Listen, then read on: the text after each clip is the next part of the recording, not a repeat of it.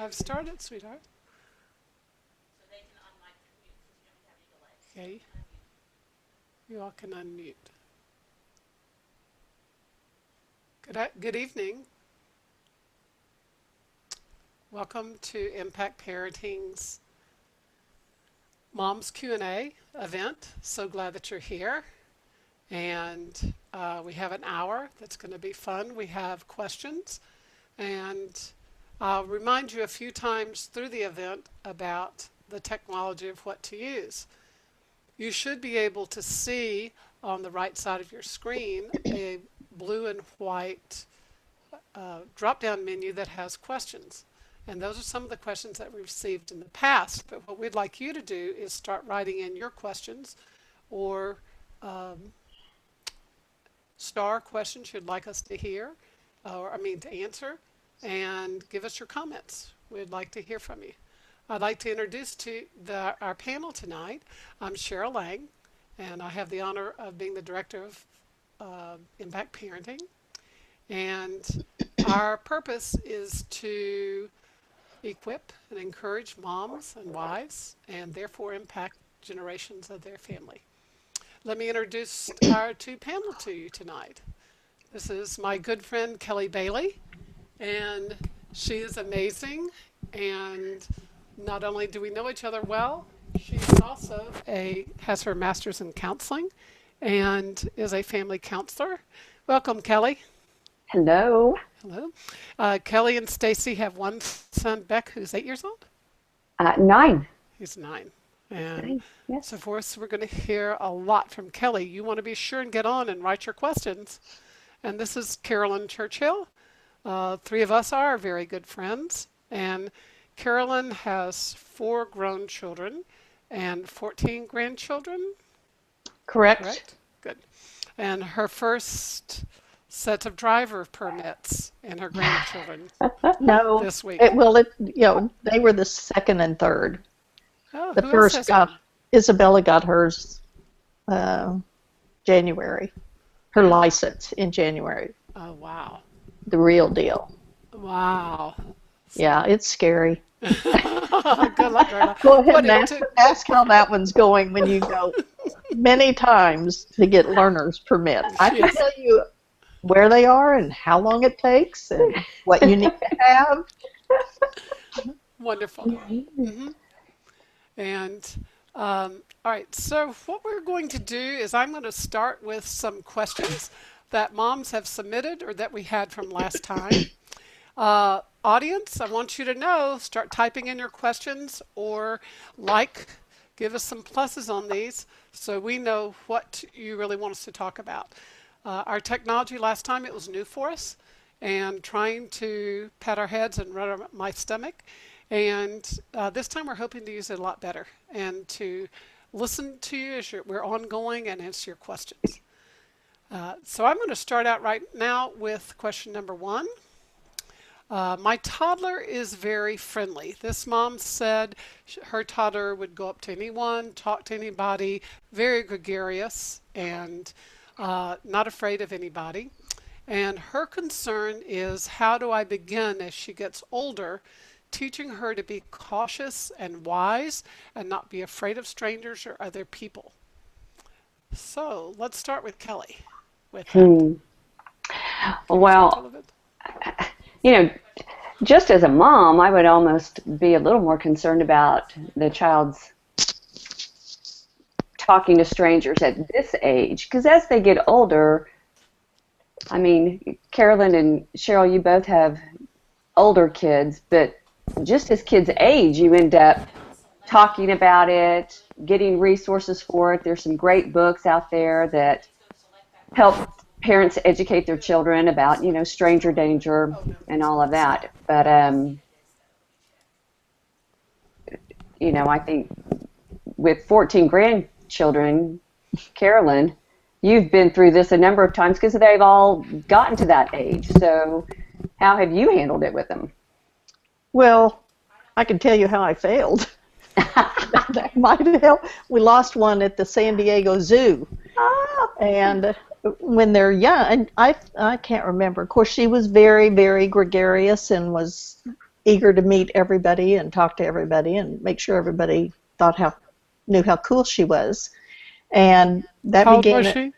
oh, let's see, she was probably 4, maybe, when she wandered off. And yeah, we were at the San Diego Zoo, and a man found her and put her on his shoulder to find us because, she was at everybody's knee. And, we evidently didn't scare her enough to never, lose sight of us or not have a hold of somebody's hand or whatever. And I agree. I think now it's very different. You have to really teach your children at a very young age. You always hold on to mommy or daddy or brother or sister, and just you cannot wander off and go be with somebody else. And it's just one of the rules that is non-negotiable. Mm-hmm. Yep. And,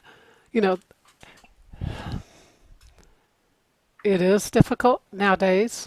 It's different from what it used to be. But Absolutely. one of the things I would encourage you moms to do is not make it a fear issue. Right. That your children are afraid. Don't let them hear fear in your voice.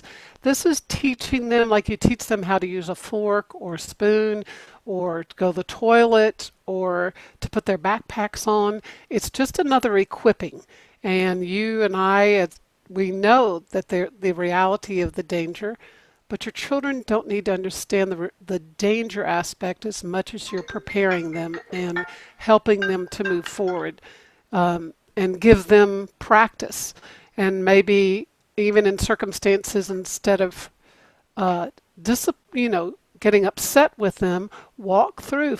They wander off, and it's safe, but they wander off in the post office, and you take the time and you go over and remember, teach, train, and don't let them know you panic, but talk to them about it and use it as a teachable moment. And then maybe the next time you get ready to go out, remind them again about, we want to do this, we stay close, this is a good way we do, you know how we don't, whatever, walk in the street, you know how we always put our seat belts on, and this is another thing I want you to do. And so while you're out, I would begin training your children to remember to hold onto your hand, to stay next to you. And if they can't remember to do that, then they get less and less freedom. For example, let's say you are at the zoo and children want to go up close to where the barriers are to see the monkeys or whatever. And if you have a child who's forgetting and walking off from you, then they lose the privilege of doing that. And they have to stay with you all the time instead of having the freedom to wander a little bit under your eyes. So I think this is one principle. Number one, don't operate out of fear, but wisdom, and continue to train your children so they know what to do. Any other thoughts, ladies? Well, and I had made a note on that is if the same thing on really being balanced and teaching a proper balance in yourself of trusting the Lord, that you trust the Lord and to communicate that all the time. And if you're always fearful, you're really communicating that God is not trustworthy. And I agree with what you're saying, Cheryl, because bottom line, you want the children to know that you are confident, your confidence is in the Lord, but it is an issue that you have to be on top of until they're old enough to understand it for themselves. Good. Very good. Right. Something, Kelly? No, just smiling. Okay, let me go to our next question. Remember, if you're watching and you want to ask something, post it here for us. We'll be glad to answer it. Okay, I had a mom actually ask this question to me the other day. And she was describing a situation. She was going to go to Bible study and had a certain time she had to leave, and her son was playing soccer game, I think. And they had two other children, a 4-year-old and 8-year-old, and Dad was there. The whole family was there. Son was out on the field playing, and then the mom had to leave. And she said, well, bye, everybody. And as she walked away from the field, she could hear her 4-year-old screaming and screaming and screaming because she wanted mommy to come back and didn't want mommy to leave and was really pitching a fit. And she thought about it and wondered what she should do and decided she needed to leave, but thought, wow, Dad can't take her aside because he needs to stay there with the other children. And anyway, just wondering, she goes, what do you think we should do? So I thought I'd throw that question to you all. What would you dialogue with this mom and give her some ideas? Well, and how old was the child? But she's 4. She was 4. Mm-hmm. Four and Yeah, a half. children, there's the whole attachment thing with children and their parents. And at different ages, every child will go through different stages around that time at different ages. So I would comfort if this is not if this is an ongoing thing that every time she leaves the child that this is happening, then that's a different issue. But if this was just a one-time situation or it rarely happens, then I would comfort that child and let her know that she's going to see the mom in a few hours, mom's coming back. Well, I know a little more of the situation. No, Okay. this is not a one-time situation, and she doesn't mind mom leaving when she doesn't mind it.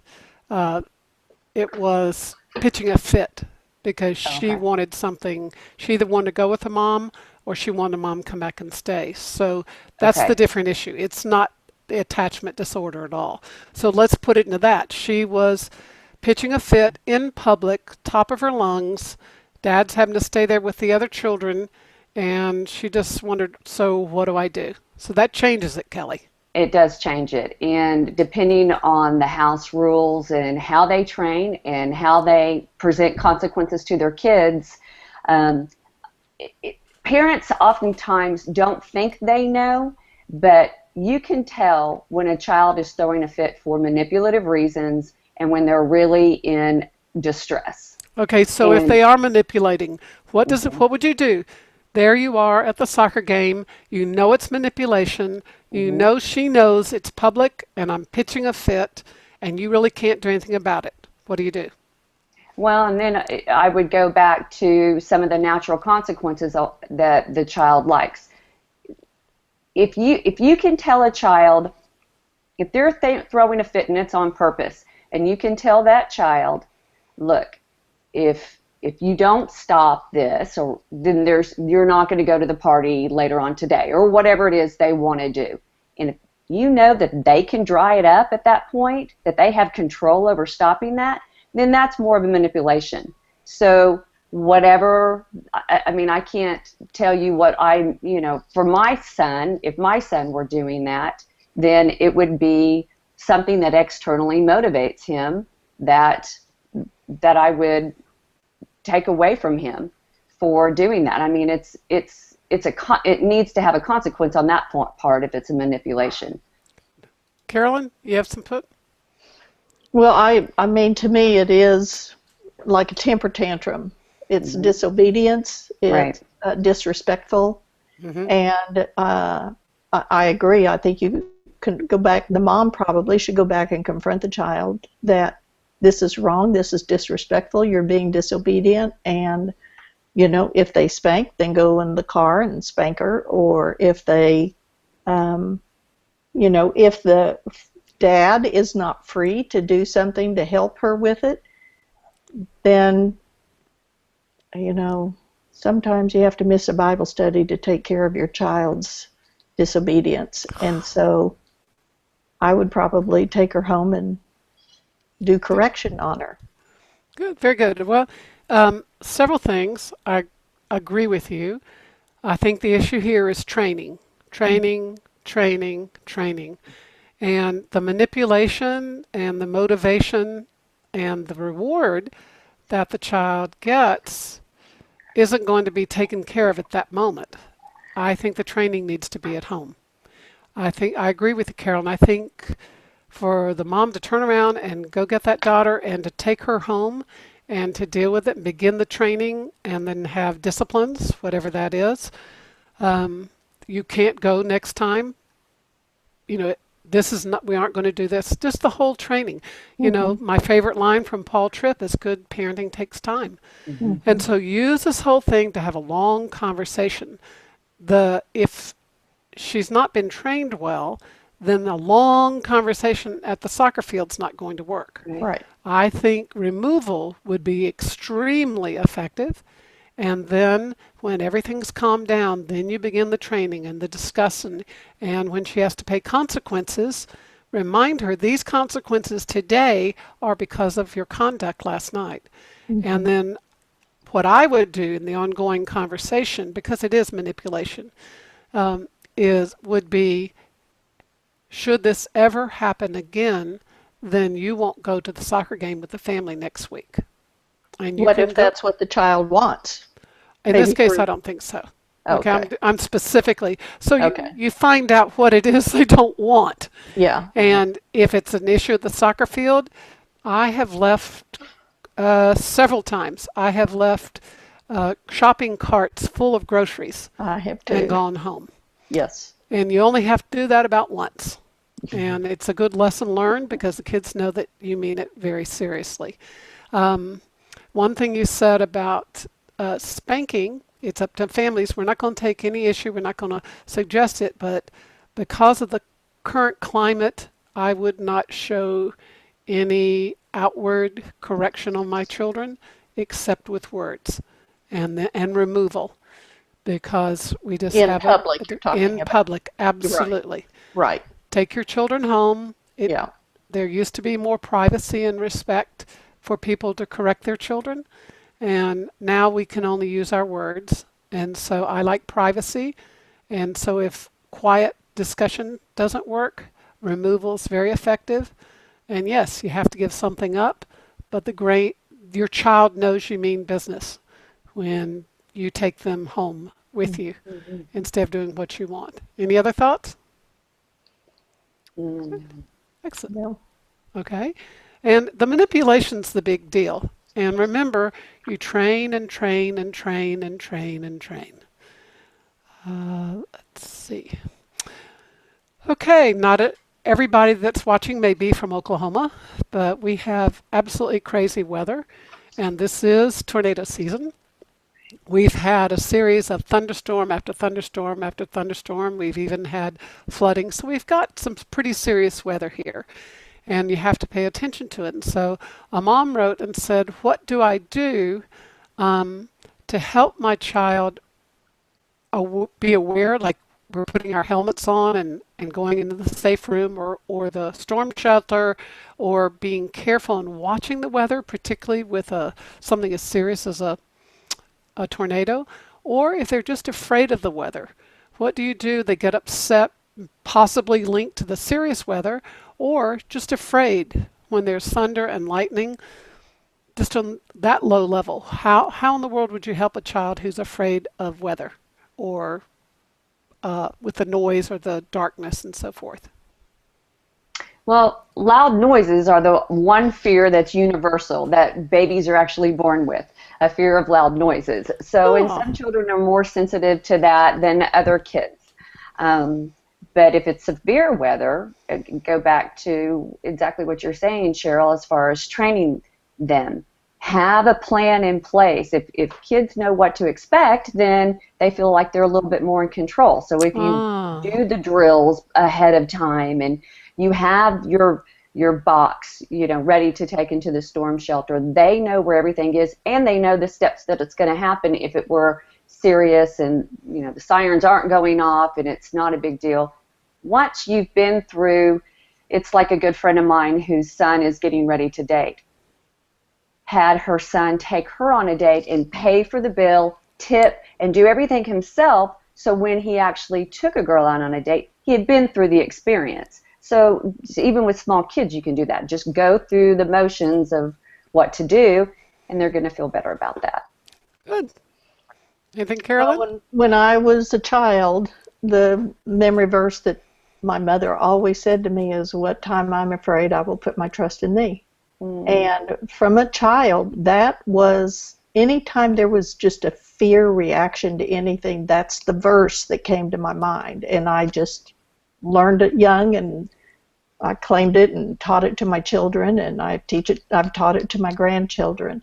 And I think that's the other thing is God is with us. Look at all the other storms we've been through. Look how God is taking care of us. We can trust God. He will do what He, is right for us. And to help them get a good God confidence while you're doing Excellent. the right things. You are taking these precautions, but our ultimate trust is still in God to take care of us. Right. Excellent. Excellent. And again, if you'll notice, moms, the pattern is you train and talk about it when it's not the issue. You deal with it when it is the issue. Mm-hmm. You talk and train when it's not the issue. You deal with it when it is the issue. So the preparation ahead of time, would you say almost desensitize it? It prepares a child. They know what to expect, and it's just a routine rather than panic of quick grab your shoes and you run and jump in the storm shelter. And they're going to pick up their cues from you. And I love what Carolyn said. For those of us who weren't born in 1611, you can say, when I'm afraid, I trust in you. Mm-hmm. I love it. Psalm 54, what is it? 56:3. 56:3. So it's close. Yeah. Psalm It's in 56. the Bible. 3. And that's right, middle of the Bible. And I did the same thing with my children. And so the pattern, if you want to be training, you talk about it all the time. Mm-hmm. Talk about when other times that they're feeling, and you give examples. And when you're reading the scripture, where you're talking about things, lay the groundwork of the trustworthiness of God and how you may not know how something's going to turn out, but how you trust God. And they watch you and watch you and watch you over all the years of their lives, day in and day out, and watch you as you choose to trust God, whatever it is. And just out of your mouth, you begin to talk about trusting God and not being afraid. And then on the little things, you can talk about, well, I'm afraid I won't find something. And you just begin talking and taking the time to talk about it so they're prepared when there is something maybe that's more likely to be afraid of. And I love Scripture. And what we want to develop all along, if you'll see the pattern, is develop and talk about the Lord and your relationship with Him and how they can know Him and how He is the answer. And you continue to lay all that groundwork so when you're having the serious discussions, it's not a new thing that for the first time you're suddenly getting a scripture. Mm-hmm. And I have moms ask me all the time, well, where do I get a scripture? How do I know what to do? And I say, use the most amazing biblical resource, Google. So Google verses about fear, verses about this, verses about whatever it is you want to talk about that they're struggling with friends, or verses, and just look up verses and let them see the pattern of your life is, I renew my mind with the Word of God. I cling to the Word of God in the midst of my emotions and in reality. And then that becomes the pattern. And it doesn't mean at 6 or 8 or 10 or even 18, you're going to see them always stop and go, no, we will turn to a Bible verse. You're not looking for that result. You're looking for a lifetime of discipleship of your children, and that they are watching you day in and day out through all the hard things and the easy things and the challenges and everything of life. And Jesus Christ is your source. He is your life. The other thing, talking about thunder and so forth, I didn't know what Kelly shared about the noise, but when ours were little and they first began noticing thunder, I would have this conversation. So we're talking maybe a 3-year-old, somewhere way down there. Boom, they hear the thunder. And so I go, that's interesting. You know what I found out about thunder? And you sit down and you just talk about like the most fascinating bit of science. This is the way God made it. What's actually happening is it's like your hands. Part of the parts of the air up there are moving apart, and bam, they're just coming together. So it's just like slapping your hands. And then I have them start slapping their hands and talk about, wow, they can really make noise. Can you do it harder? And so we have fun slamming our hands together. And we're saying, so that's all that's happening up there. It's just that noise of the air coming together and hitting. And then when it happens, I go, okay, whenever the thunder goes, let's all clap our hands together. And that worked really well, diffusing their fear, and it gave us something sort of to look forward to. And that worked real well with all five of our Yeah. children. And What I else? remember Anything we else? did a similar thing because of how the delay that light travels faster than Mm-hmm. sound. Mm-hmm. And so we'd tell them, well, let's see how far away that lightning was and, count the seconds so that we were anticipating the thunder because the light would come first and then the noise would come.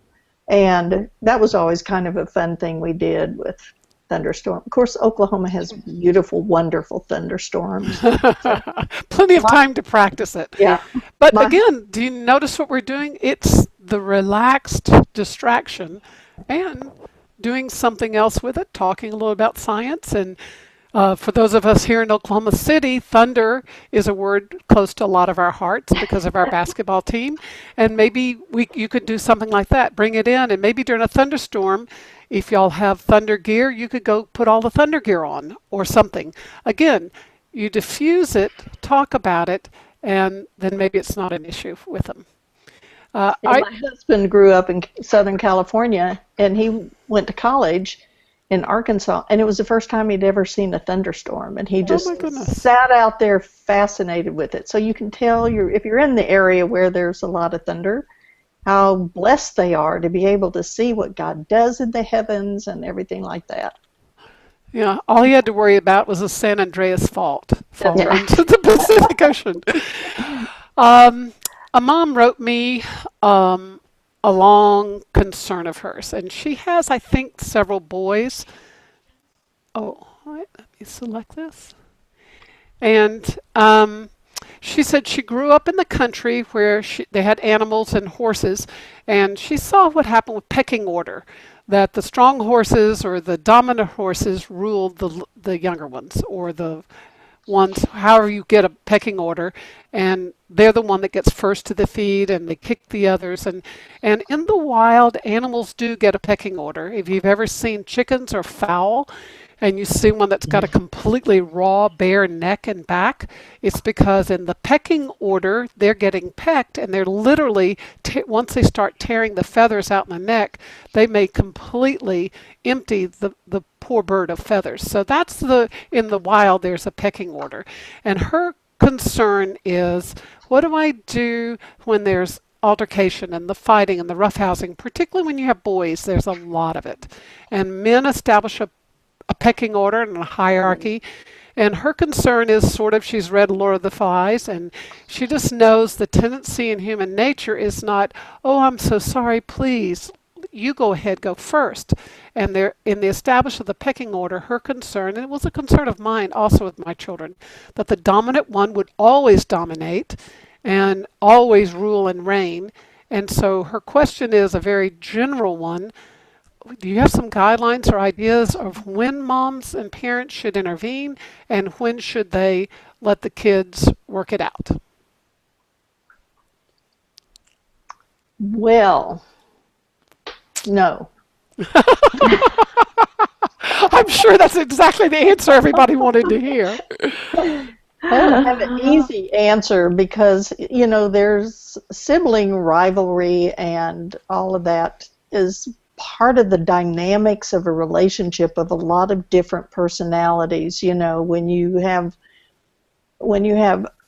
one child, it's not all of a sudden that you have three dimensions in your home. It's one to one and one to the other one, and then those two together, and then one to two and two to one, and then it just gets exponentially higher the more children that you have. And so all of those dynamics, I remember one time someone showing me with 4 children how many different relationship possibilities there were, and it was just a huge amount of chaos. And I don't know that you can actually come up with a system that makes it work well every time. Again, I go back to scripture memory. Do unto others as you would have them do unto you. Choose kindness. Right.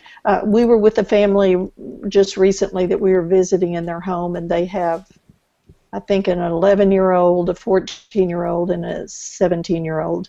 And the 11-year-old was kind of being snippy to the 14-year-old, and I loved it because the parents, rather than correct them or anything, they'd already done the training, and they said, "Are you choosing kindness?" So that obviously they had established that as a way to communicate among the siblings, and they had trained them in that. And so when the issue came up and the 14-year-old said, "Well, I would like not to, but I am going to choose kindness in return," so the argument stopped, the issue stopped. So if you can have given that groundwork of ways to resolve problems before the problems exist, then one of them may be more sensitive to the other. True. And I think as far as stepping in, just finishing up my master's recently and just now almost solely working with kids. I generally just work with kids and just have in the last year. I only have one son, so I don't have many. But going back just on scripture, if it's a character issue problem, then I would step in. And particularly if it's boys, if it's not a character issue, because boys, as we know, play and relate to each other on a hierarchy system, and they all understand that, it seems like, from birth. So as far as like stepping in, I think that might be my plumb line. If it's a character issue problem, then that might be the time to step in. Okay, Does that make sense? Mm-hmm. I'm trying to find something for you. For something, doing a little bit of, there we are. Okay, sorry. Patting my head and rubbing my stomach with some technology. Yeah, it's really hard. I am, a major beat to my heart is harmony. And I thought that if I worked really hard and diligently and trained my children and loved them and role modeled harmony, and we talked about it, and we would wisely sit down and reason together, that my children wouldn't quit having sibling rivalry and they would quit bickering and all of that. And didn't see all the fruit of that. I would have liked to. But it was the good conversations. And, I love, again, what Josh McDowell said, that my success in parenting is not their choices, attitudes, or behaviors, but mine. So my success in parenting is not their choices, attitudes, or behaviors, but mine. And so my job is to train them, to love them, to role model it, and to keep on and to keep on and to keep on. And I can't guarantee that it's going to take. And moms of boys, Stacy wrote on here, and she said, "What do we do when they just keep fighting?" And boys, and it's an issue. Kelly, you are pretty much an expert on boys. And with this whole hierarchy, what do you recommend? I know we're saying generally, but specifically, she has 12, 6, and 3. And 12, she just 6, kind and of, 3. let me show you what she said. She says, it's similar, whoops, I did the wrong thing. That we've tried different punishments. They still keep fighting. It's like they fight all the time. One of the things I understand a lot of times myself, and then I want to hear you speak to this. Raising boys is different from raising girls. And like you mentioned, the hierarchy, you get several boys together and it's going to be lively, and there's going to be a completely different atmosphere than if you have girls or just one boy. And a lot of times with moms, when they're frustrated and talking to me, my first question is, were you raised with boys? Mm-hmm. And so it's really hard for moms who had only sisters or an only child, and they weren't raised around boys, to have a feeling for the natural energy and roughhousing that boys have. So it's just girls would never do the natural roughhousing. And remember both of my sons, as they were growing up and they had friends, and we would go over to visit their house, and within 30 seconds, they would be on the floor rolling and fighting on each other. I mean, fun, but they would be fighting on the floor and trying to pin each other down. Now, this was all in good fun, but just the energy and the competition is enormous. And when you have boys within a home and you get 3 or 4 boys of different ages, it Mm, can be a lot. So those of you moms who have boys, you didn't grow up with boys, listen to your husband. Learn there more. you go. Great books, The Wonder of Boys by Michael Gurian. I'm going to get a picture of that and I'll show it to you in just a second. Kelly, talk about this. Talk about some more to help moms understand how to deal with their sons fighting. Well, not knowing the whole dynamics of what's going on in that family, I can just talk in general about boys and the whole women are from Venus and men are from Mars or however it is. It's really not. That's too close. The way they think and the way we think is so extremely different. So Uh, different universes? Very far different. And 6 and then 12 and what was the middle? Three. 8, 6, 12, and 3. 6, 12, and 3, 3. I think. Let me look. Wow, that is huge. Yes. So those are 3 different stages of life. I mean, So of I'm parenting. assuming that the 6 and the 3-year-old are probably fighting, and then maybe the 6 Well, and the 12. I can't imagine the 12 and the 3-year-old. dear Stacy says they all have bad tempers and sometimes it seems like they fight constantly. The 2 younger ones tend to hurt each other and the older one constantly. So I think the 2 little ones are even maybe beating up on the big one. We've tried different things. We don't know what to do. Actually, Kelly, I've known moms that it sometimes is the little one that's causing the Hmm. problem and jumping on the big one because most families, they wouldn't let a 12-year-old respond to a 6 and 3. So we're getting into another issue here. So go ahead. Right. And again, just there's so many questions that I would want to ask before responding specifically to that situation. But I do know even when boys fight and and then walk away from it, they really do forget it. There's no, oftentimes it's not a grudge they're holding. If a boy can hold his own, even though he's being mistreated by older boys, oftentimes that younger boy feels honored to be with the older boys, so it's okay, depending on that child's temperament too. Okay, So, Kelly, you have to know that women can't understand what you're saying. I want you to elaborate this because what you're talking about is the male so different from the female. Because I never would have felt it an honor to be beaten up by my big right, brother. Okay. right.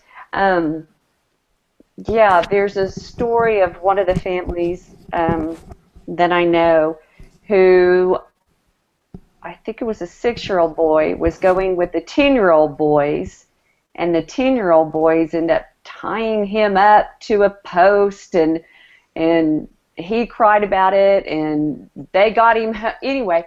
Long story short, he was totally fine with it because he felt like, well, I got to hang out with them, so that was good, and I'd have to remember the story more to be able to articulate it well, but they do. It's okay to get harassed sometimes.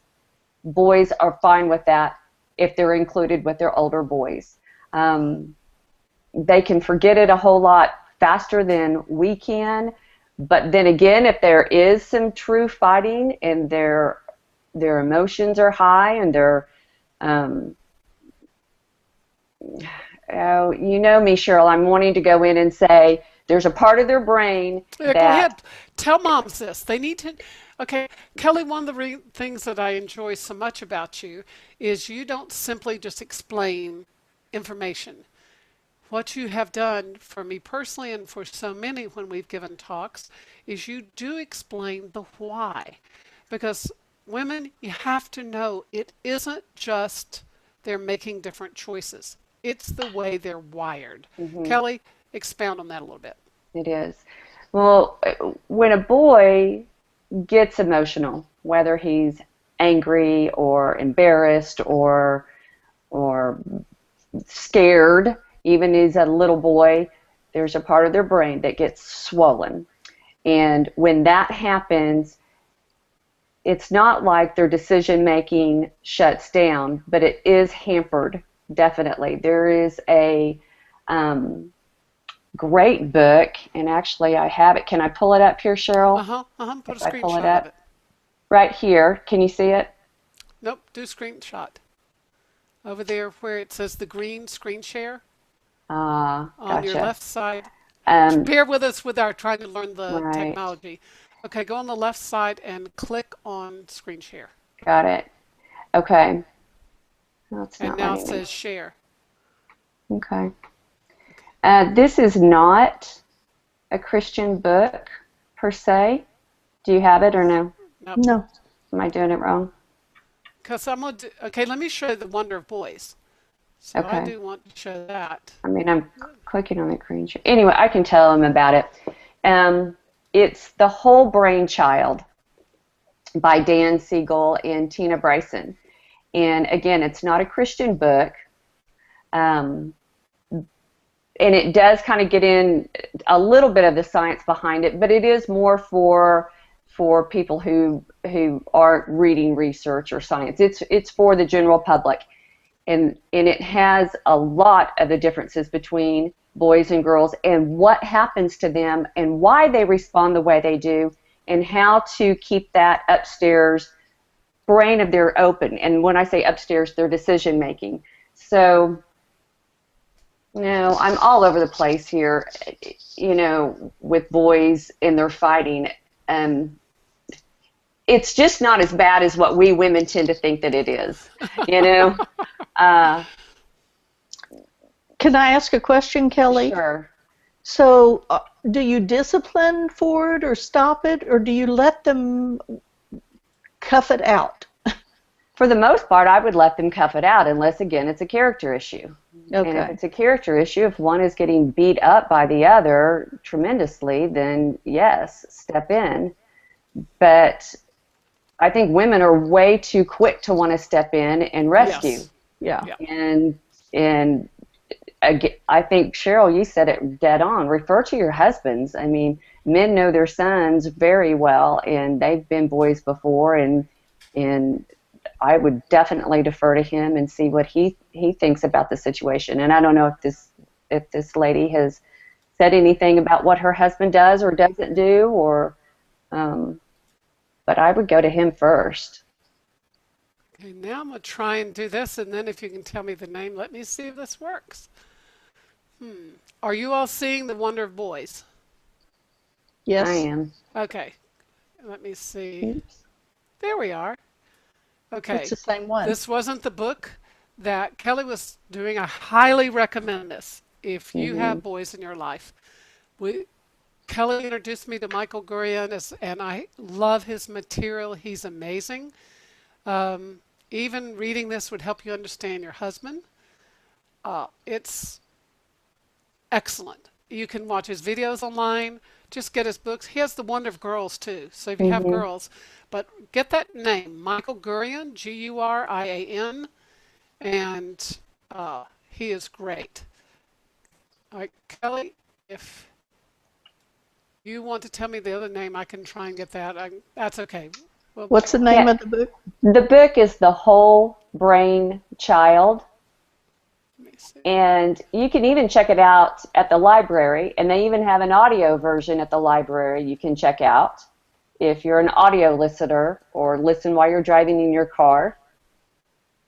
And And it's I think by, Dan Daniel, Siegel yeah. and Tina Bryson. Let's see. Excellent, excellent book on parenting in general, really. is it Bryson with an I or Y? I'm sorry, with a Y, B-R-Y. Oh, look at this. Everybody trying to do some of this. Um, Oh, Daniel Siegel. oh, That's Siegel. What did I say? Bryson. there we are. Tina Bryson Here he and is. Daniel Siegel. Can y'all That's see it. that? Yes, Can, that's it, Cheryl. all right, good. So there's another great book. Again, I have learned so much from Kelly about learning how the brain works and that it's not. Okay, it says the screen is black. Oh well, it's not working. I see it. Okay, well, we got to see it. Yeah. Whole brain child, and it is truly wonderful. It has helped me so much to study the brain and to understand how it works, to understand our children, husbands, selves, everybody. Um, all right, that's a hard question, but a good one. Here's one. We're going to move a little bit to older children. And because the goal of parenting is to get our children till they're older, and um, moving children in their young adulthood and then being in a relationship with them, their adults, is challenging. And Michelle wrote and said, I have a 20-year-old in college, a 17-year-old that will be graduating and moving on to continue his education. What recommended resources do you have on parenting young adults and teens into adulthood? It's really something. And one book I was trying again to pull it up for you, and I haven't been able to do that technology, is How to Love Your Adult Child, I think by Campbell, um, Ross Campbell. Ross Campbell. I think that's right. Yes, How to Really Love Your Adult Child Adult by child. Gary Chapman. And Gary is the one that did Love Languages, and then Ross Campbell. Now, those are both great men, great authors. I recommend them. And I got the book out of the library, started, and somebody else wanted it, and I had to turn it back in before I could finish it. But I have several friends that have highly recommended and said it completely changed and improved their relationship as they were leaving their children, exiting and going into young adulthood. Any other input? Carolyn, you've done it like 100 times. I didn't write any books either. You should have, though. Okay, how about what's a principle that you've learned, or what would you share with someone as their children are moving into the young adult years? Well, I feel like when the first one left, it was a rough senior year that I think we were very happy for that one to leave home. So the transition was easy on all of us because it was time. And I often said, maybe that's why the rapids are really rough just before they leave home, so that you see, oh, this isn't as steep as it was a few months ago. So I think we're all going to come out of it fine. That any help? Don't scare all these moms that are raising their children. I do, no, but I really do think there is that preparation time where you just know it is time. It's time for them to go and see what God's going to do with their own life. Yeah. I think there are a number of different ways that you can affirm them in in decisions. I have pretty strong opinions about college and all those kinds of things, and who goes, and military, because we've been through them all: work, college, military. And so it doesn't really matter as much in which avenue they're going to be traveling, as much as that you're going to have that same kind of interaction with them that you've hopefully established for the previous 18 years. And then I think just affirming them as adults, but recognizing, I wish I had a Kelly in my life way back then to tell me, Don't we all? the brain isn't hooked together yet. And if I had just known that, I wouldn't have been quite so disappointed in my parenting. I'd say it's God's fault he didn't put the brain together yet.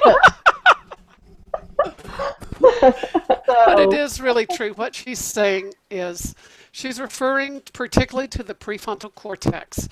And I'm going to have Kelly talk about that and explain about the timeline and so forth, because it really does help. Because the it problem would, is, you know, when your first child is 3, you go, wow, they're 3 years old. And you expect so much out of them. And then when you're third or fourth one is 3, you go, oh, they're only 3. Well, the problem is as our children mature physically and they can drive cars and get and go on to their life, we're expecting them sort of to be like maturity to link with that. And Hmm. Carolyn's right, there can be a lot of disappointment with it. One of the things that we've come up with in Impact and Kelly and our discussion, trying to label the different ages of parenting. Oh, thank you. Label the different ages of parenting with our job in that role.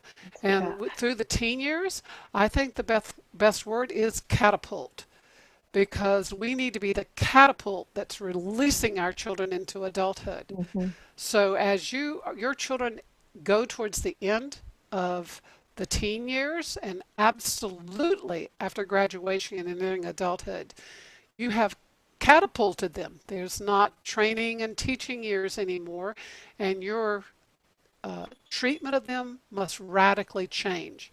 Hmm. Now, that doesn't mean they can do what they want, but your interaction with them must really change. And instead of your using your authority, you need to use your influence, and you are limited with what you can do. A lot of your power just lies in your checkbook Hmm. because there's not much you can do except leave home, and I'm not paying for that. And those are tools to be used, but to be used wisely. But it's completely different. There's no more training and teaching. We can talk through it, but it's difficult. And besides, why would you need to train or teach anyone who knows everything? Kelly, talk to us about the prefrontal cortex. Oh, I did want to show you another book. Um, Shanti Feldhand's, this is Hmm. mine, so I get it back, for parents only. And I'm Hmm. sorry, I'm gonna try and get some better things, get our technology to work a little bit better on this. Okay, Kelly, talk to us about prefrontal cortex and so Well, forth. it's not fully developed until you're 25. What's important So about the prefrontal cortex? it's your decision making, your executive function. So it's what we all want our children to have developed well. And but Cheryl, I think that well, and I know Carolyn did this too. Both of you guys did really well on as far as your teen years. Watching you guys, knowing you all for so long, is you all both taught your children how to make decisions. Not just modeled it, but you intentionally, I mean, I remember you, Cheryl, on the washing machine, having your kids go, okay, well, we need a new washing machine, and here's how to make a decision about how to buy one. Even something small like that. So I think that's always good. And then, your checkbook is what you have, and prayer, and pray, pray, pray. But particularly boys, again, once they get into puberty and teenage years, a lot of times they do lead with emotions. And again, that's that fight, flight, freeze aspect. But because of the testosterone, which they have, 5 surges a day during puberty, and that's when they want to pop off and mouth off to you or hit their sister or brother or do something stupid. Um, getting just parenting them through that, because a lot of times I don't know how many boys I've had in this last year that I have been able to work with families that I tell them that, and they'll look at me and say, I feel that, Kelly. Is that what it is? And I'm like, it's a testosterone surge, yes. And so they're so glad to know that there is something biological that's going on, and that they're not. I had one boy just who, when I was briefly a high school counselor, who just cried in my office because he thought he was a bad guy. He thought he was turning evil because he was, you know, he was actually, writing horrible things about his teacher in a notebook, but it's just that aggression that was going on. When Okay, that does Kelly, happen, what though, I'm going to do is I'm going to jump in on this because for a lot of moms, this may be very brand new information. okay, And so what she's describing to you is the way men's hormones work different from the way women's hormones work. right, We are on a monthly calendar, as we all know. And a lot of times we can track in a month, we do over the long haul of a month. And maybe by the third week of the month, we're having some issues and changing. And then it resets at the end of our month based on our period. But it's different for men. Men have Mhm. a daily calendar, Mhm. daily hormonal calendar that resets. So for them, everything's a new day. And now she's explaining that during the puberty years and in Kelly, does it go all the way up to 25 or pretty much just puberty? Pretty much just puberty, Okay. but that could That be several years. okay, which is different from your daughters because my Right. daughters would, you know, be on their bed crying and sobbing and nobody understands and it's horrible. And we could track that on a calendar sometimes. And so with my daughters, I'd love them and talk to them and say, by the way, do you know where you are on your calendar? And they were shocked at how many times it was premenstrual, that they were really overreacting and sad. But boys aren't going to have it on a calendar, but maybe on the clock is what you're saying. Right, right. And oftentimes, if they do get into that high emotional state, literally, there has been research that would show that it can literally take them up to 6 or 7 hours to process what just happened. So when your son goes, I don't know, why did you do that? I don't know. Oftentimes they really don't know. They're not being vague, particularly if they're still emotional about it. And if they can back away from it, let them calm down, then you can talk to them and process with them a lot better. So, Very good. Anything, Carolyn? Well, no, I agree with that because I can think of instances of saying, "What in the world were you thinking?" And he would say, "Well, Oh, I wasn't." by the way, that's the yeah, question you never ask after 12. Never. I know. Yeah.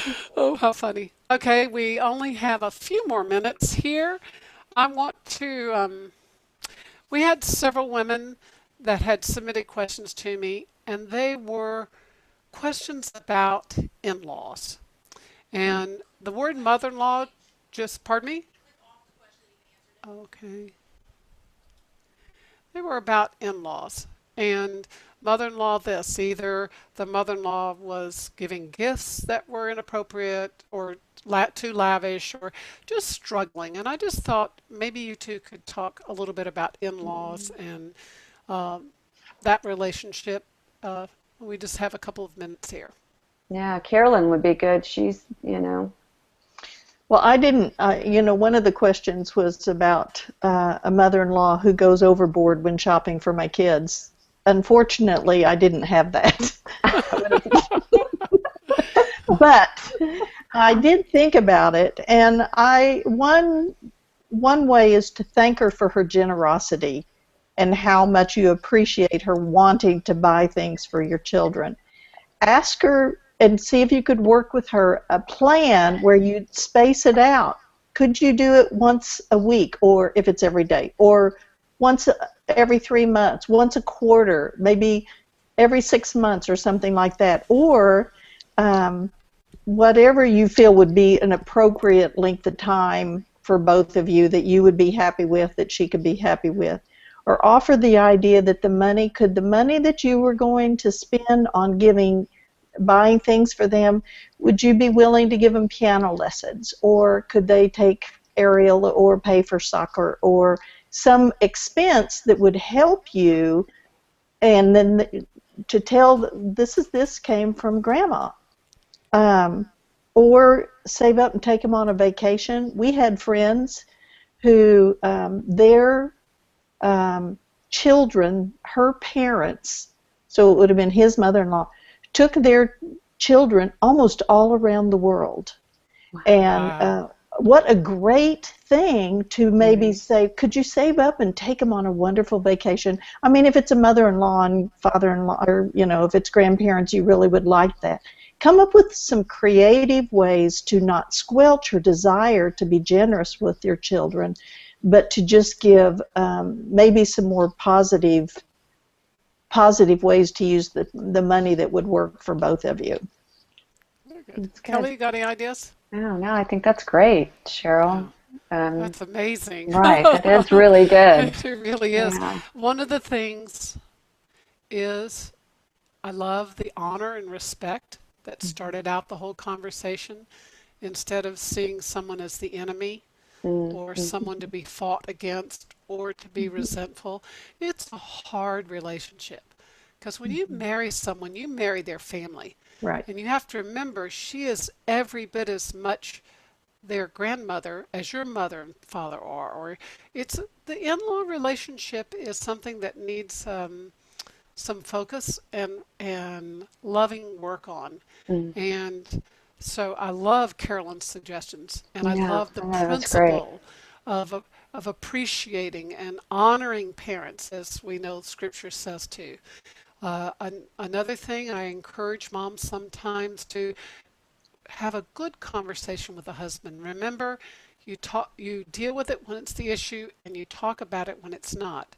So if you're struggling with your in-laws, take some time to get along with your husband when it's not an issue, and then talk with him. Ask him to help you.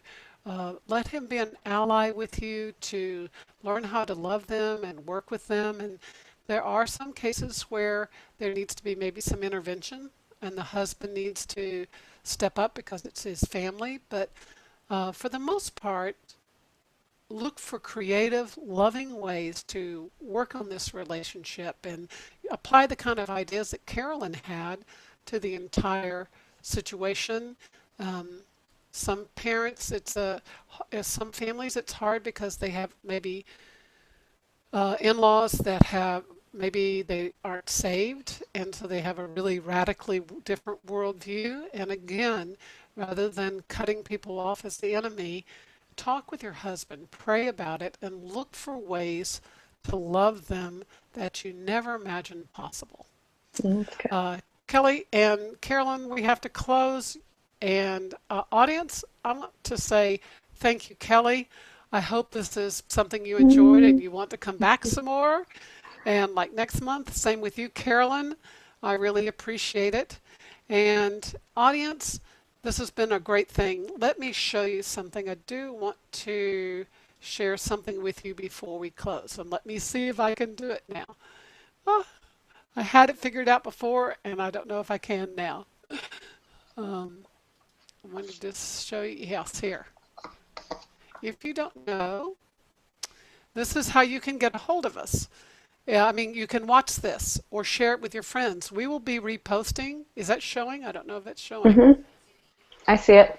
Okay, but I don't know if everybody's seeing it. I don't know if, again, it's showing up black, I think. Hmm. Does I will. YouTube link? So it wasn't working. Okay, you can see down here it says Impact Parenting. Okay, that's our ministry, and impactparenting.com. Go link with us. You can get our blogs. If you don't get blogs and information, would you go and like us on Facebook? And again, it's Impact, starting with an M. And link with us. Let us stay involved with you, get you more information, and send us your questions. We're hoping to be doing more of these online events, but on a regular basis. We have all kinds of blogs and information that goes on Facebook as well as through emails and so forth. So get in touch with us. One way that you can truly bless our ministry is if you would like us on Facebook, if you would um, share our post, if you would share emails that you get. And then once we get this um, YouTube up, because we'll have a video of this, once we get that up, if you would also share it with other people as well. So I want to thank you so much for joining us, and hopefully we'll be back here this time next month. And um, have a great evening. All right, now be be thinking about. I'm on screen share. Ha ha ha. Oh, sorry. Sorry, everybody. Okay. Whoops. We're crashing on our technology here. All right. Anyway, keep in touch with us, and we look forward to seeing you again.